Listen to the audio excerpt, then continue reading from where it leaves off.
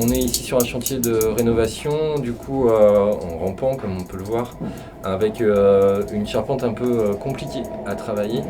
Vous entendez en même temps que je vous parle le tramway qui est juste à côté. Donc là l'idée c'est de proposer une solution tant thermique que phonique.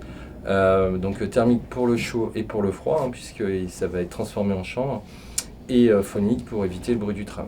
Donc là on va travailler avec un système de plusieurs couches. On commence par du coton pour sa souplesse, et puis après, au fur et à mesure du temps, vous allez voir qu'on va aborder d'autres matériaux avec la pose d'un film par-pluie également.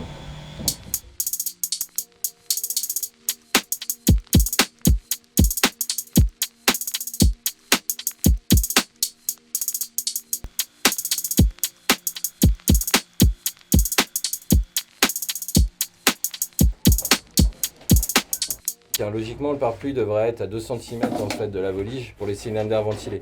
Mais là, on a une problématique qu'on vous montre là, ça va être les chatières en fait, qui laissent une lame d'air ventilée. En fait, il faut que ça ventile derrière l'isolant.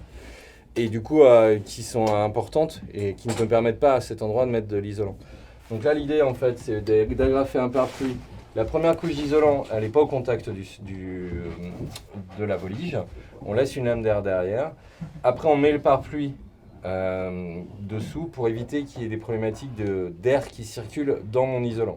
Donc l'air va pouvoir circuler dans la première couche d'isolant malheureusement, mais mettre un pare-pluie et essayer de suivre avec la problématique qu'on a ici, c'est-à-dire qu'on a la charpente a été traitée et donc du coup je ne vais pas réussir à suivre parfaitement en fait, les chevrons, donc du coup je préfère le mettre correctement et le mettre sous les chevrons.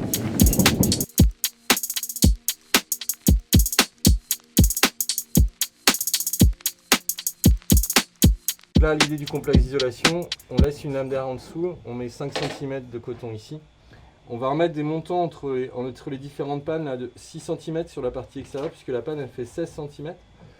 Pardon. On va glisser 10 cm de fibre de bois, 6 cm de fibre de bois ici, entre montants. On va tendre un frein à vapeur, et en dessous, il y aura 4 cm de complément d'isolation en végétal.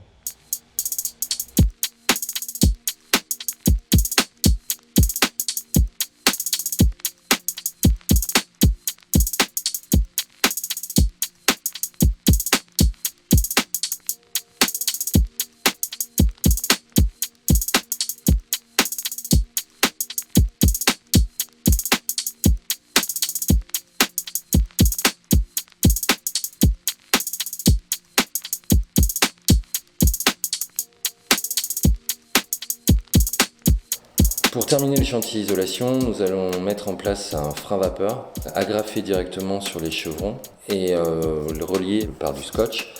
Et en bas de mur, on peut également prévoir de mettre une colle, mais il faut absolument qu'il soit étanche à l'air. Cette étanchéité à l'air sert pour deux choses. Éviter que les bulles d'air emprisonnées dans l'isolant bougent. La seconde, c'est éviter qu'il y ait trop de vapeur d'eau à l'intérieur de l'isolant en période froide pour qu'il n'y ait pas de point de rosée dans l'isolant et que les bulles d'air se transforment en bulles d'eau.